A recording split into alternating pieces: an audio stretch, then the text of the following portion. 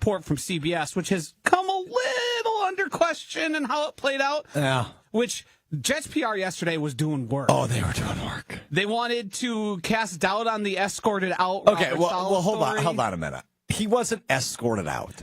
He was accompanied on his way out, which I don't think is abnormal. Right. The thing is, he literally was escorted out, but people took it in a way that, like, he had to be apprehended and removed from the premises. Which is inaccurate. But, but also, like, why do you need to correct that? The report is still accurate. No one said he had to be physically removed. They said he was escorted out by security, which is true. Yeah. There was the Woody Johnson who...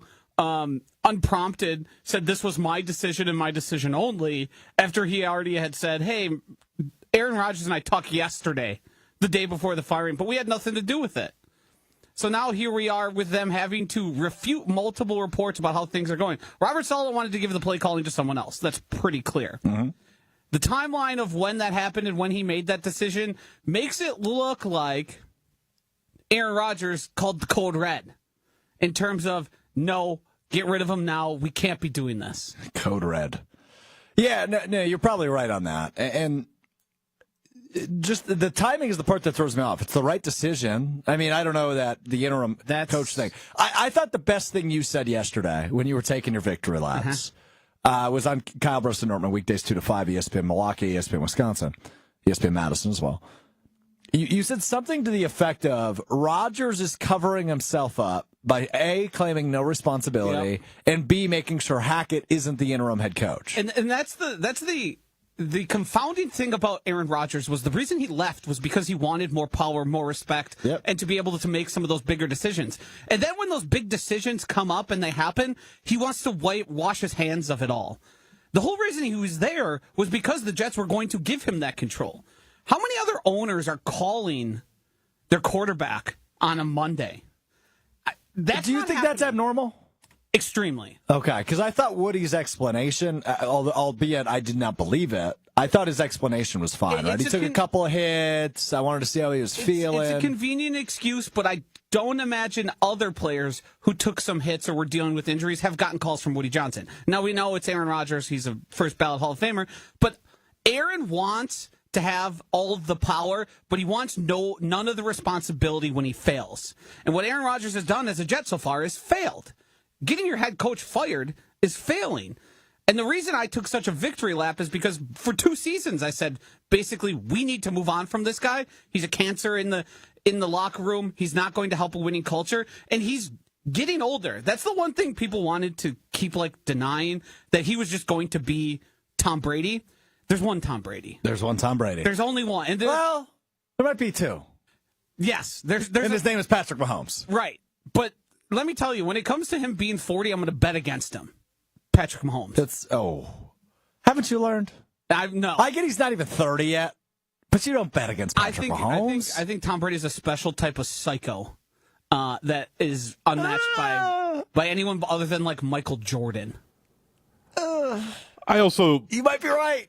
I also think in that conversation, Patrick Mahomes values the home and family life, I think, higher than Tom Brady did. Not that Tom Brady doesn't love his kids, but I think he is genuinely looking forward to the idea of spending years with his kids when he's still able to move around and function to a level that I don't think Tom Brady did. So, there is literally only one Tom Brady, because you have to be willing to put your family aside to a level that I think only Tom Brady and Michael Jordan have ever really been capable of doing. The unbelievable follow-up by Hunter there was, I'm not saying Tom Brady doesn't love his children. I needed to add that qualifier, as I said. He wanted to basically abandon his family for stretches to focus just on football. That's why he's single. Yeah. Yeah. It's played out. It's played out. Yeah, that sure has. Wow. So anyway, the Jets. I I mean, it is kind of funny. It's utter incompetence, and I don't even want to be like a Robert Saleh defender here. I think his record kind of dictates he's going to be a Packer pretty soon. So he is taking the year off in 2024. So 25 though. I don't think so. I think he'll get a real defensive coordinator job unless you fire Jeff Hafley. I don't think that's happening. That's a fair point. Cowboys are going to be hiring staff, so I think. When it comes to Robert Saleh, like I don't think he was that exquisite of a head coach. He had a top 5 defense, though. Besides this year, yeah. No, it's a top 5. Is it? DVOA, yeah. By like all their the D-line's a mess, though. Yeah, it is, and they're still very, very good. No kidding, I didn't know that. So when it comes to he's doing what he's really at. He's got control of his side of the ball. Aaron Rodgers was come in to basically be the secondary head coach, to run the offense, run everything, pull all the levers, bring Alan Lazard and bring Nathaniel Hackett in, and he's failed. And a large part of that reason is because he's old and he keeps getting hurt. Mm-hmm. And that's just what happens to players at that age. Yeah, no, you're spot on, dude. And I just don't see this getting any better. I don't know how much life Rodgers has left in the NFL. 8-9, 9-8. Yeah, and I think that's completely fine, but I don't think that's good enough to be a playoff team in the AFC. The expectation. We have to remember, because Aaron Rodgers is going to try and change this when it comes to the end of the season. He will. Their expectations are Super Bowl or bust. At least playoffs or bust. Which also makes me more confident. Well, let's be clear. He didn't leave there to go make the playoffs a couple more times at 40 years old. No, but I think Jets fans, I mean, they haven't been, I actually just saw, I think it was the Rich Eisen show. A 13-year-old called in, and he was great. He's a Jets fan. He's like, Rich, they've never played in a playoff game in my life. And I was like, that's hey, if they want to parade that around, all that money, all those assets given up, then I'll let them have it, Jets fans, but not Aaron Rodgers. No. He doesn't get that. No, you're right. You're right. All right, let's do this. First off, I need to address a comment on the ESPN Milwaukee YouTube channel. We got going a few minutes late over there, so they did not hear my explanation of the hat I'm wearing. All right, guys, Chef Ed. Strouf, you know you're my guy, but what's up with the clown hat? It's called a bucket hat, Ed. It's a bucket hat with a bunch of ESPN Milwaukee logos on it. I think we're trying to get rid of them. So, I don't know. Our boss, Brian D., lovely man, threw this on my head before I walked down the stairs. I said, you made your own bed, dude. Like, I'm wearing this on the air. So here we are. It's an awful hat. I'm not disagreeing with you. I do not look good in a bucket hat. I look good in normal hats. Thank you very much, as we discussed earlier. TBD. But bucket hat's not my thing. What is my thing is Door County Distillery. Locally produced, handcrafted, award-winning spirits made locally in beautiful Door County. It's whiskey season for me. The Door County Distillery bourbon, my personal favorite. But they've also got not too shabby 27-time gold medal award-winning single malt whiskey. Got a really good rye whiskey. They've also got gins, vodkas, rums, brandies. Whatever you're feeling, Door County Distillery does it better than everybody else. Affordable, local, award-winning, and available all over the state of Wisconsin. Check out your local liquor store, grocery store. They're everywhere. Or visit DoorCountyDistillery.com to find the retailer nearest you, as well as a huge list of unique cocktail recipes. Let's get creative this weekend. DoorCountyDistillery.com is the place to visit. We step aside for 60. When we come back, we're trying something. We're going to call this next segment Dog or Puppy. That's all I'm telling you. 60 seconds away from Dog or Puppy on Mr. Irrelevant. I'm Alex Strouf. Back in Carlsville at the legendary Door County Distillery with my buddy Rob from Door County Distillery, and we have a Door County Distillery exclusive in front of us right now, Rob. Cherries, bourbon, two of my favorite things. Put them together. You got the Door County Distillery cherry bourbon. It's beautiful. We're just doing shots? Yeah, we're just going to straight up. I mean, it is good for mixed drinks. You can put it in old fashions, Manhattans, but sometimes you just want to straight up take a little shot of it. I won't complain about that. Like I said, two of my favorite things. Cherries, bourbon, Door County cherries, bourbon. I can't complain. Yeah. Cheers to you, buddy. Thanks a lot. Prost. Ooh, that's tasty. Oh, that's good. Yep. That's really smooth. Get that cherry flavor. Yep. Not a whole lot of burn. Beautiful. That's terrific. Door County Distillery exclusive, the cherry bourbon. Check out their website with a huge list of unique cocktail recipes at DoorCountyDistillery.com. That's DoorCountyDistillery.com. Yeah, DoorCountyDistillery.com is the website. I took the bucket hat off. I gave up on it. So sorry to disappoint anybody that was really enjoying that. But yeah, thanks, Hunter. I figured so as well. Okay. I don't even know how to properly set this one up. I'm already laughing. All right, so here's how we got here. I want to essentially, we're about, it's really hard to measure 17 because it's not divisible. You can call it the quarter mark. Third, I was going to call it more trimester mark. Oh, wow, Yeah. We're doing trimesters? Yeah, so I would say this is kind of the end of the first NFL trimester through 5 weeks. And I know there's 17, but it's kind of a hard number because after Wouldn't 6. quarter mark get us closer to what we were going for? Because there's 18, 20 versus 15. I don't know, dude. We're not a math Quarter, show. trimester. That was too much math, wasn't it? Hey. However you want to look at it, we are through a good chunk of the season. That's on me. That was too much math for you. Yeah, that was way too much. Way too much. So this is the way I want to look at it, right? We are through a good chunk of the season, 5 games of the season for the Green Bay Packers. I know Jordan Love only played in 3, but we are through a good chunk of the season. I want to take a look at each positional group. And the way I initially was going to do it, which is much less funny than what we're about to do, was, are they above expectations, meeting expectations, or below expectations, right? Just a simple grade, take a look at each position group. That's your grade school report card. Right. And I figured that'd be okay, right? I figured, okay. Not here. But not here. I mean, Not what we this do show. around Mr. Relevant, man, not this show. We have to do the wackiest, dumbest crap just to see if it'll work. So if you're watching live on YouTube or Facebook, feel free to chime in and tell me if this sucks. Okay? I will not be offended. Or if you love it. We are going to go position group to position group on the Green Bay Packers, and we are going to bark and decide whether or not it is a dog, D-A-W-G, or a puppy. Okay? Everybody understand what we're doing here? Yeah. Alex Strouf, Josh DiMaggio, Hunter Vaughn with you. Go ahead, Hunter. We're just going to start it off quarterback room. All right, let's start with the quarterback room. This is tough. I was nervous about this one from the start. This one's tough because I feel like Jordan Love has kind of been below expectations, but I have confidence he'll get back up. So I'm just going to go with the normal. Yeah. That's a little vehement for me. I was closer to a woof woof. Oh, he's not a puppy. Woof woof. Yeah. Woof woof. Woof woof. As a position group, though, like their backup came in and won 2 games. Good point. Good That's point. fair, Hunter. That I said quarterback Gotta bring it up. room because we're going position groups. Yeah. You're right. That's a really good point. Woof, woof, Woof. woof. I don't know if it's more than one woof. Woof, woof. Okay. So final answer for the quarterback. Woof. Okay. Okay, let's go to running backs. Woof. Yeah. Little nip at your ankles, little chop the trees, right? Josh Jacobs gonna run it down your throat. Woof, woof, woof. I'm more of a woof woof. I think he's been excellent when given opportunity, and Emmanuel Wilson has blown me away. Yeah, he's been solid this year. I would feel comfortable and not wishing injuries on anyone. I'd feel okay going into a game with Emmanuel Wilson as the lead back if Josh Jacobs was unable to. Yeah, I tend to agree, actually. Yeah. I hope that doesn't happen, obviously, but I tend to agree. I mean, he's made a really nice jump this year. From going in the playoffs, from me saying, get that guy off the damn field, to a guy where, like, if he's on the field, I'm like, oh, okay, let's see what he can do. That's a nice jump, both my mental and just overall for Emmanuel Wilson.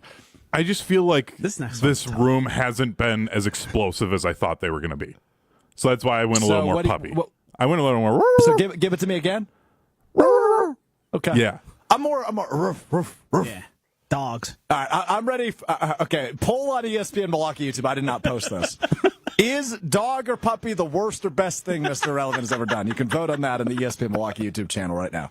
All right, let's go to the wide receiver room. I've got a good one for this one. Okay. It's more.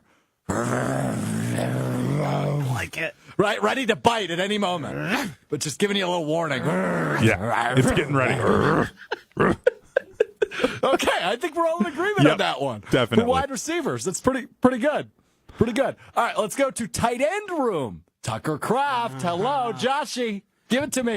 I'm going unique here. Ow!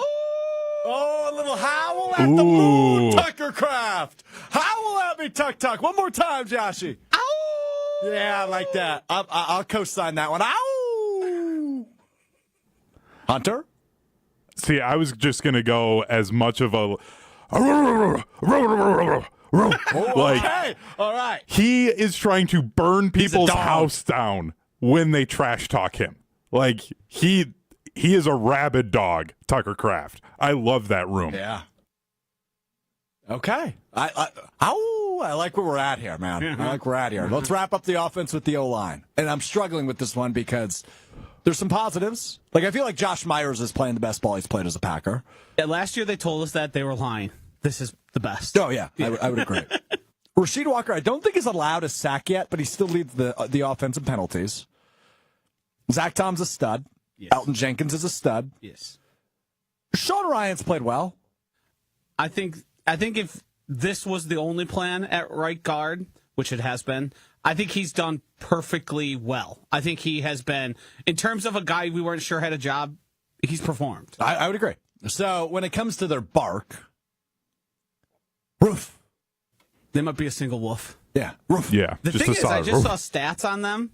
They are the #1 pass blocking team in the NFL by the grades that are given out by like ESPN, PFF, and all those places. So, but when you think of O-line, you're thinking of run blocking, getting after them with the big hog mollies. And they're more of a finesse. Excuse me, what did you just say? Hog mollies. Spell that. Don't know. Only ever heard it said. That's what my coach in middle school used to call the offensive and defensive line, the hog mollies. Okay. All right. So we're just going with like a single kind of tough hoof Yeah. for the O-line.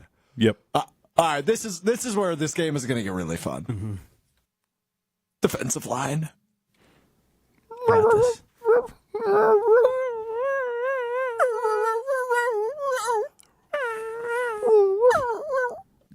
Whimper.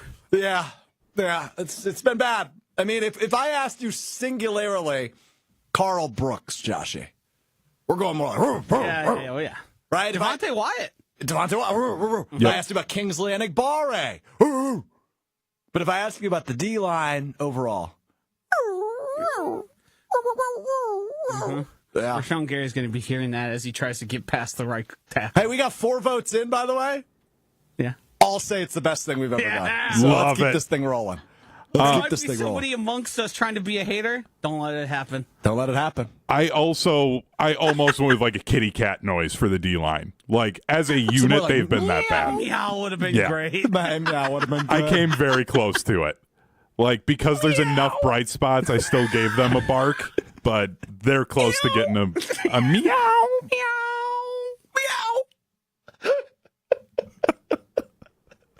God, this is stupid. Let's go to the linebackers. I'm at a woof woof. Yeah. Woof, woof.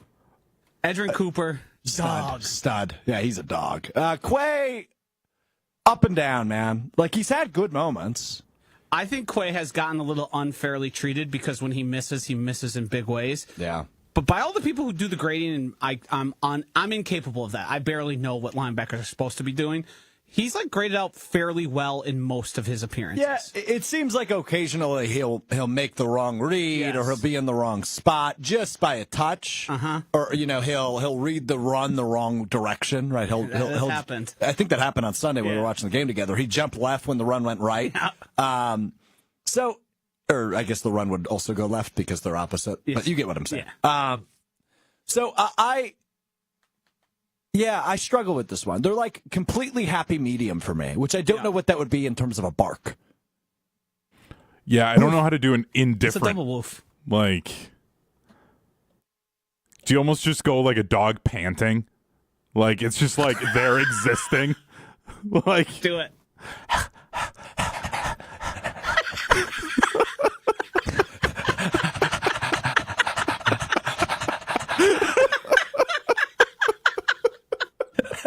My God. All right. I've got a couple more.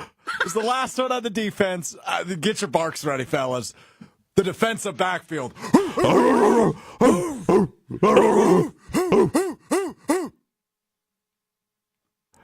best unit on the team. Yeah. Yeah, 100%. How about the kicker? Meow. I was Oink, oink. I was trying to figure out a way to signify what you do with old Yeller. You take him up back behind the woodshed. Oh, wow.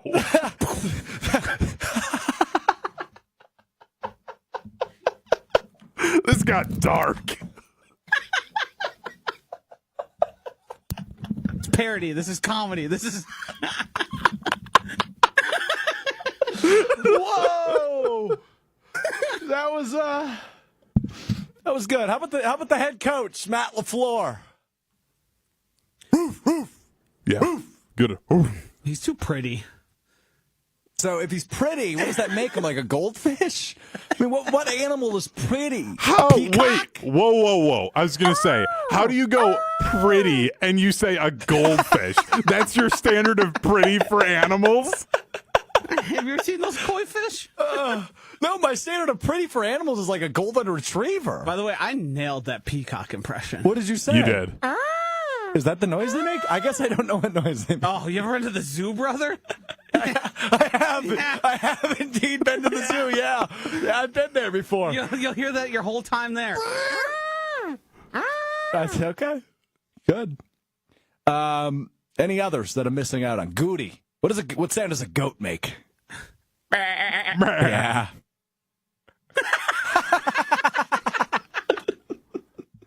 God. I forget what movie it's from. Josh, you will know.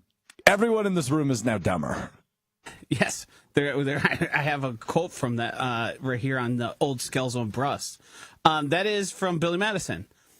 Everybody in the room is now dumber when he gives his presentation. Yeah, for having listened to it. Yeah. Oh, man.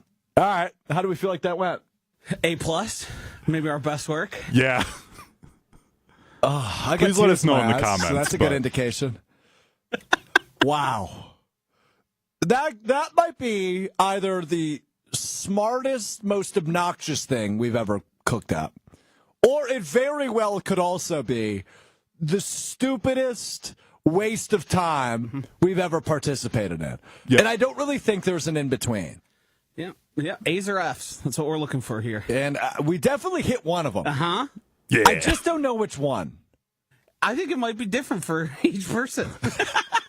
Like, I imagine somebody's watching this going, I am watching the three dumbest people on the planet talk into microphones. How did they receive the jobs in which they have? Here's a little secret, being a little like this. Yep.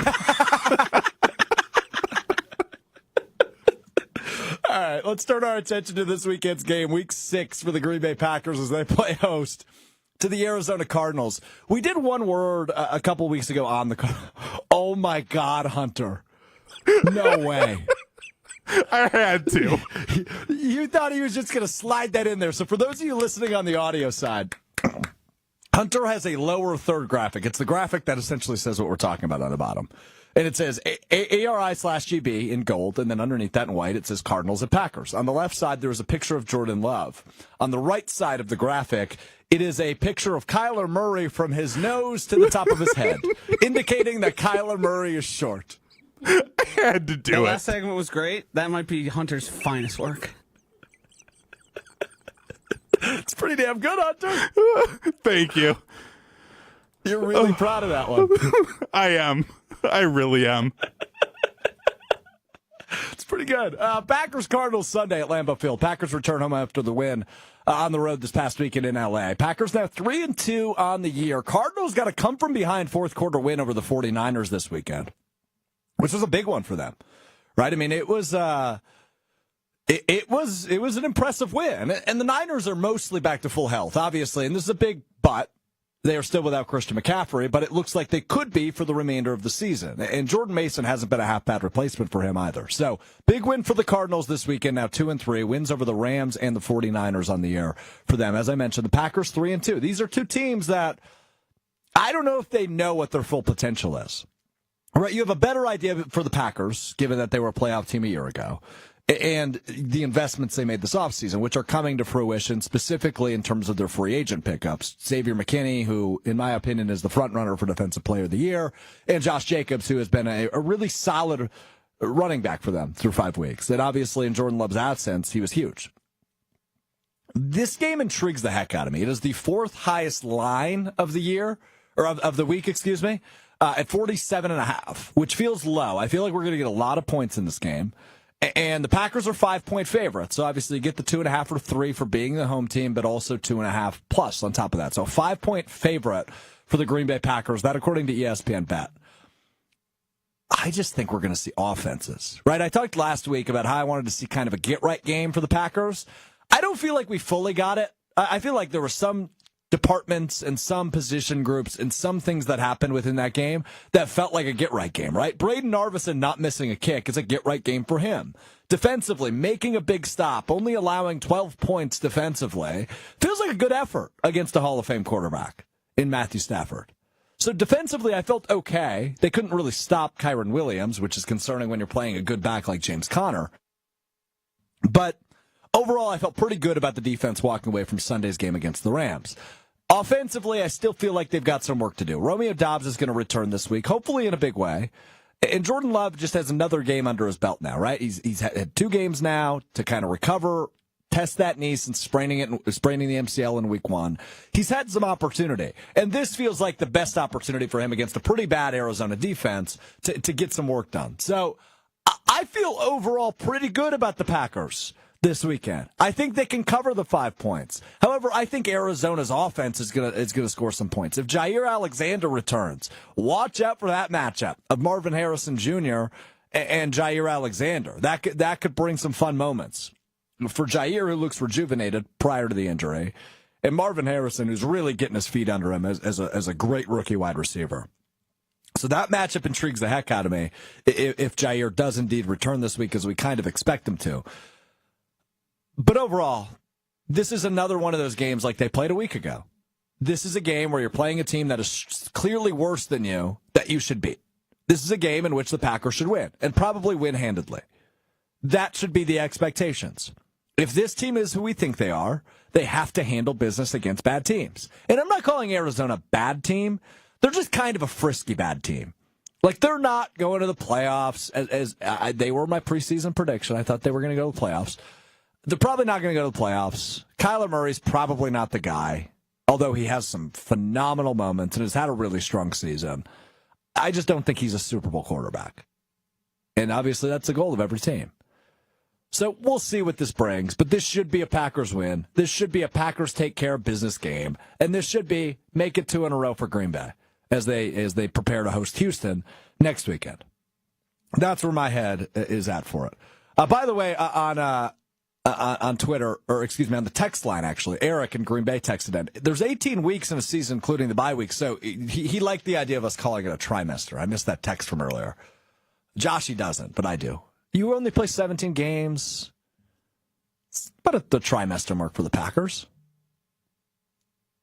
Sure. That was the exact point I made. I thought you were against the trimester. No, I said quarters because 5 times 4 is 20. 5 times 3 is 15. 17 is closer to 15 than 20, though. Yeah, but there's 18 weeks. Yeah, but not for the Packers. Yeah, there are. Nothing happens during the bye week for them? Not really. People don't get healthy? You don't come back? No? None of that? Shut up, Josh. Does that week not exist? You know what does exist? Making money. You know how we do that? Woof, woof. Underdog. Woof, woof. Underdog app, UnderdogFantasy.com. Use the promo code GoodKarma at signup. GOODKARMA. I tried to make a song out of it. It didn't work. Good Karma at signup. Up to $1,000 deposit match and a free pick. And the entire month of October, Underdog daily is giving out free tokens, profit boosts, free picks, all sorts of stuff on the Underdog app, UnderdogFantasy.com. All you got to do, take a look at player projections. You click higher or lower on player projections. It could be yards. It could be touchdowns. It could be interceptions for football. For baseball, it's total bases. It's runs scored. It's strikeouts. All you do is click higher or lower on those player projections.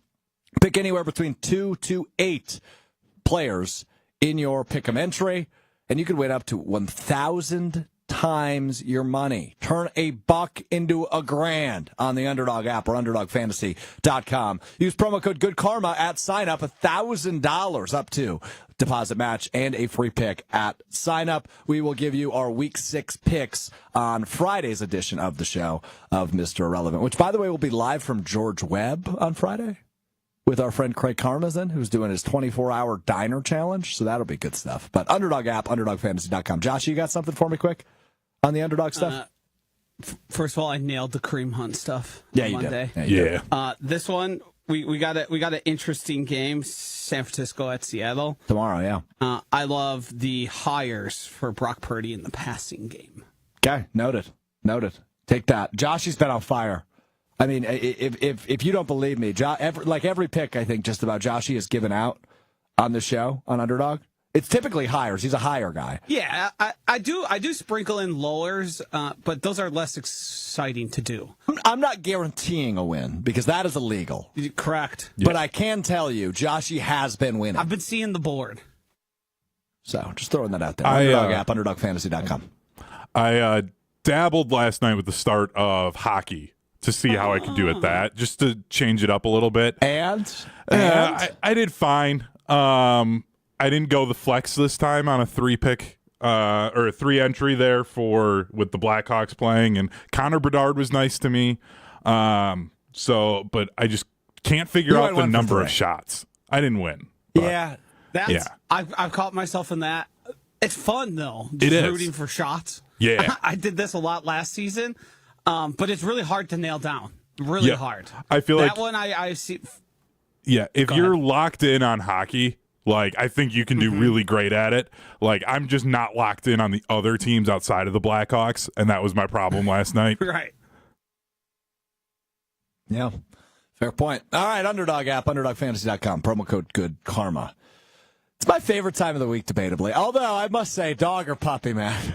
It's going to be hard to top that. If you missed any of it, if you're watching live with us, you got to rewind. Dog or puppy? Train wreck or a beautiful thing? I'm not sure which one.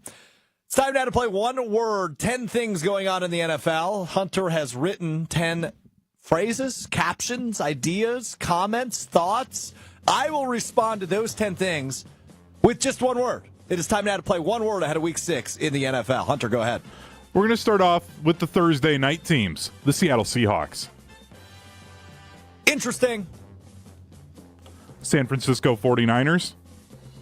Injured still. That's 2 words. Injured. Rookie of the Year race. It's between Bo Nix and Jaden Daniels at this point, right? To answer your question, the answer is no. And my word would be distant. Yeah, unfortunately, I think Jaden Daniels is going to win that. The AFC North.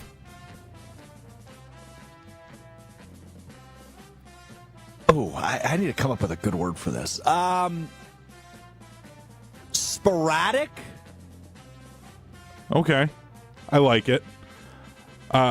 Drake May's getting his first start. Drake May will be... demolished? The Cleveland Browns. Bruised, right. Bruised.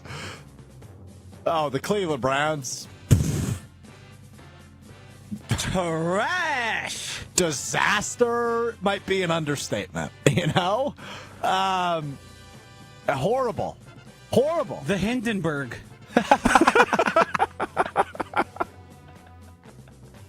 What about Trevor Lawrence?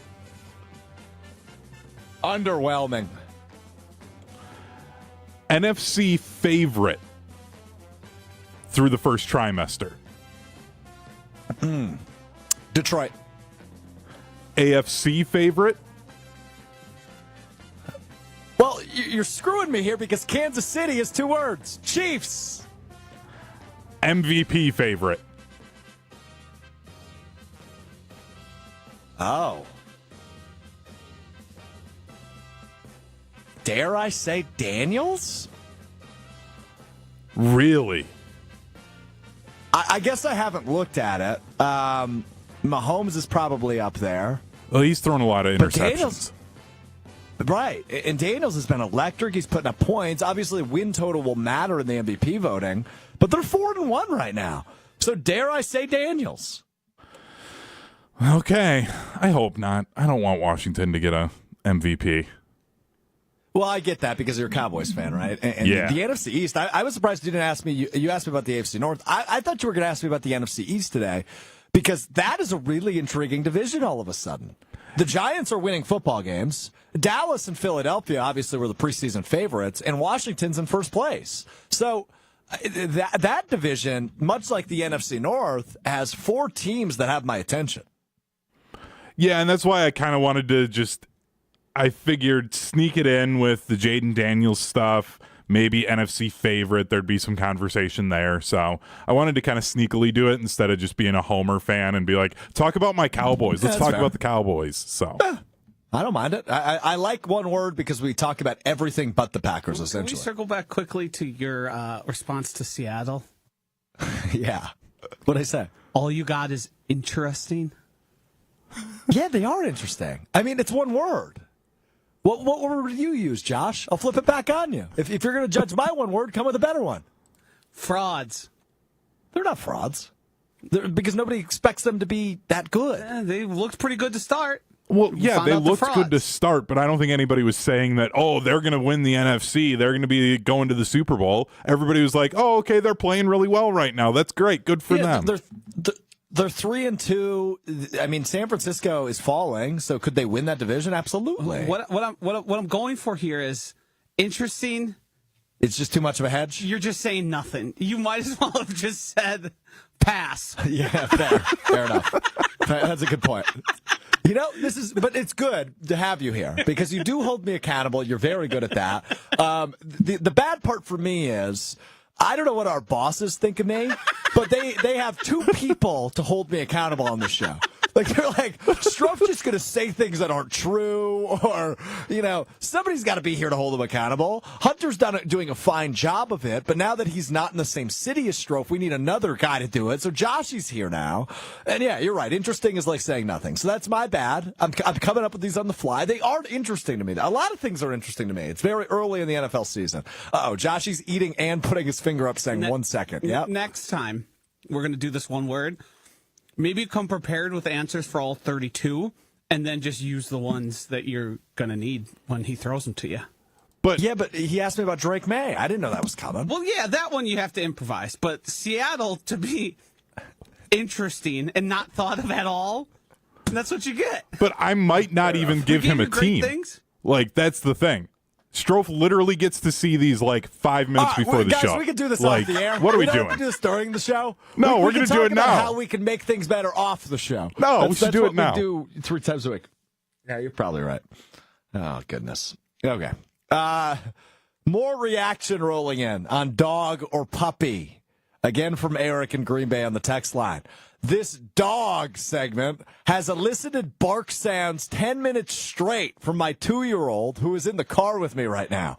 I was considering voting the worst segment you've ever done, but I'm overruled by my 2-year-old. Gotta run this one back from Eric in Green Bay. Let's give the 2-year-old some more. Hunter got excited there. Yeah. Pretty good. I like the segment. I don't know that Hunter hates an athlete, right? I'm not talking football player. I'm not talking basketball player. I'm not talking hockey player. I'm not talking strictly just a baseball player. I don't think Hunter Vaughn hates an athlete more than he hates Jesse Winker. Jesse Winker now with the New York Mets. Obviously, last year he spent with the Milwaukee Brewers, was injured most of the year, was told, hey, you're good to go in the wild card round, brother. And then he strikes out twice in the series-ending loss to the eventual NL champion Arizona Diamondbacks. Hunter was at the game the Brewers lost last year. He booed Jesse Winker at that game last year. Jesse Winker comes in with the Mets this year, knocks off the Brewers in the wild card round in 3 games, in the decisive Game 3 victory, slams his helmet at home plate, breaking said helmet at home plate, and ultimately moving on with the Mets has been kind of a postseason hero for them thus far, as much as it pains me to say it. Yesterday to the New York Post sports department, Jesse Winker says this: I will hate them forever in regard to the city of Milwaukee. I will hate them forever. The good news is for Jesse Winker, I promise you, we hate you a lot more than you hate us. Now, I get it. Winker is the exact carbon copy of a guy you love to have on your team and you hate to play against. The issue with that, though, is we already hated him when he was on our team. I get, like, for the other 29 fan bases, you look at him and you go, oh, yeah, that's a guy you'd love to have around, but you hate when you play against him. No, not for Milwaukee Brewers fans. We already hated you. We hated you before it was cool. And we still hate you much more than you can hate us. You dork, you doofus, you douche. We already hated you, and we hate you even more now. So you can hate us as much as you want, but we hated you before hating you was cool. Hunter. What's so confusing about this from Jesse Winker is that in that article, he also said that last year he was hurt and for some reason felt like he had to play through it, and yet that's somehow Milwaukee's fault and the fan base's fault. Like, I'm sorry that you couldn't go and talk to your manager, Craig Counsell, and say, hey, I'm not okay. I'm not good enough. We need to figure something else out here. Like, that's not Milwaukee's fault because Craig Counsell sucks as a leader and can't have players who can actually talk to him and communicate with him about where they're at with their health. That isn't Milwaukee's fault. That's Craig Counsell's fault. But, oh, no, got to blame Milwaukee for it because, oh, man, I hit 199 in my time there. I saw 6 pitches and 2 at-bats in the postseason, did absolutely nothing positive for that team, and it's Milwaukee's fault for being mad at me for it. It's so stupid. Put the ownership on the guy that actually deserves it, and that's that bum in Chicago, Craig Counsell, for being a crap manager. Yeah. I love that. Like I said, I don't think Hunter hates... Let me scratch what I said earlier. I said I don't think Hunter hates any athlete more than Jesse Winker. I truthfully believe Hunter hates no person more than Jesse Winker. Oh, after that comment, yeah. I think he's number one on your S list. Like, I think he is number one on... Yep. Okay, if there was one person Hunter would be fine never speaking of, to, or about ever again, it's Jesse Winker. Yep, absolutely. Especially after this now. Like, take responsibility, and if you're going to put any blame on somebody, put it on the correct person. Don't put it on a fan base that you literally have seen embrace guys like Jackson Chourio and other athletes in this state when they actually deserve it. He did nothing to deserve it and felt like he deserved it. He's such a bum. Such a bum. Good stuff. All right, let's get into it. It's time now for What We Learned. You learn something new every day. We learned something new today. Let's play some What We Learned. Joshy, thumbs up, thumbs down. You got one today? Did you come prepared to the show or probably not? Come to me last. You know that's not how this works, right? I'm proposing a new idea. I learned something new today. Joshy thinks he runs this. That's what I learned today. I go last, Josh. That's how the show works. I go last, and then I say, goodbye, everybody. Thanks for hanging out with us. I gotcha. I'm such a brilliant content mind. Lieutenant Dan, a man in Tampa Bay. Oh, yeah. Oh, yeah. He's deciding to ride out the storm in the middle of the storm on his sailboat. Now, you might wonder, why wouldn't he just take that sailboat north, south, anywhere else? No, he's riding it out. And yeah, I hope the best for Lieutenant Dan.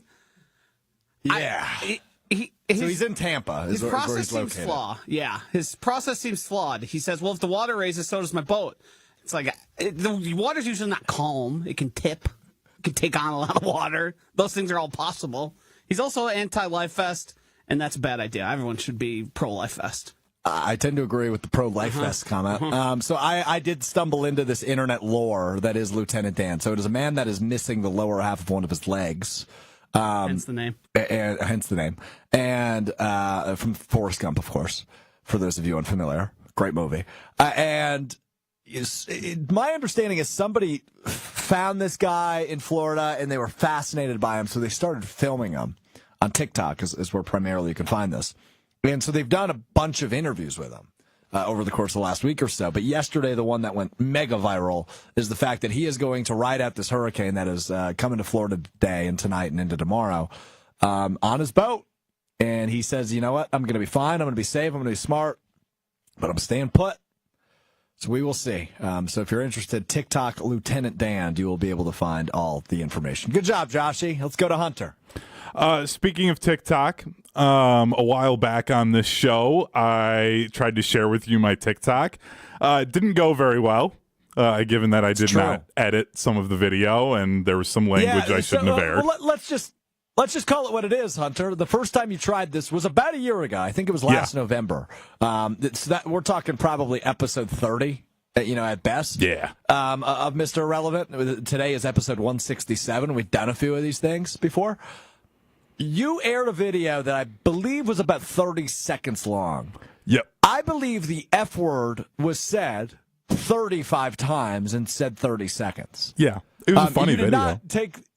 It was funny, but you did not take the ownership to bleep out any of those. No, because we're on YouTube. We technically don't have to. We're not monetized. It was fine.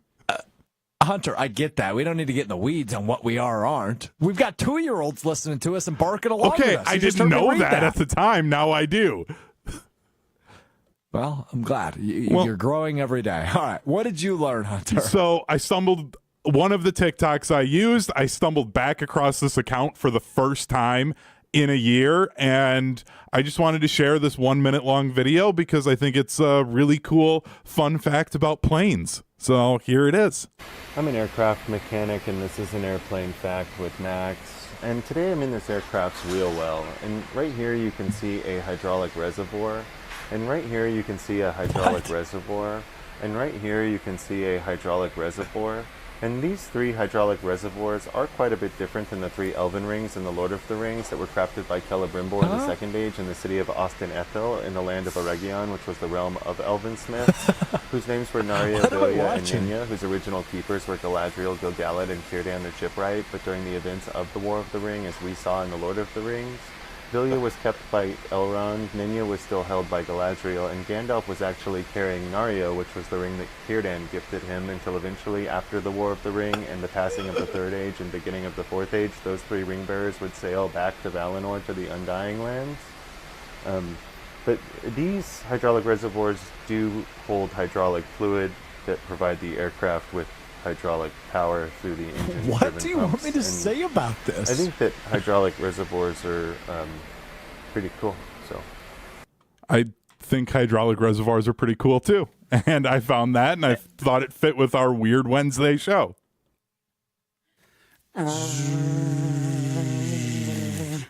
Right over our heads, I think. I know, that was the point. I know. It fit well with the weird show. Is.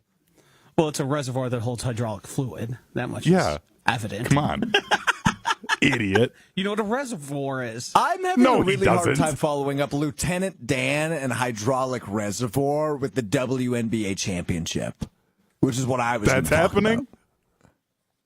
That starts tomorrow. Lynx and Liberty. Brianna Stewart. Oh, baby. Cool. That's all I got. I don't know how to follow this up. I just watched a 90-second video about hydraulic reservoirs. And the 3 rings of power that the elves crafted in the Second Age. Woof, woof. We'll talk to you on Friday, live from George Webb. Craig Karmazin will join us, CEO, founder of Good Karma Brands, host of Sunday Karma on ESPN Wisconsin. He'll be eating pancakes while we do the show. I don't really know what to expect from that one either. Am I still going to have a job after this? It's Mr. Irrelevant, presented by Dawg Distillery. I'm Alex Strouf. We'll talk to you Friday, maybe. Peace.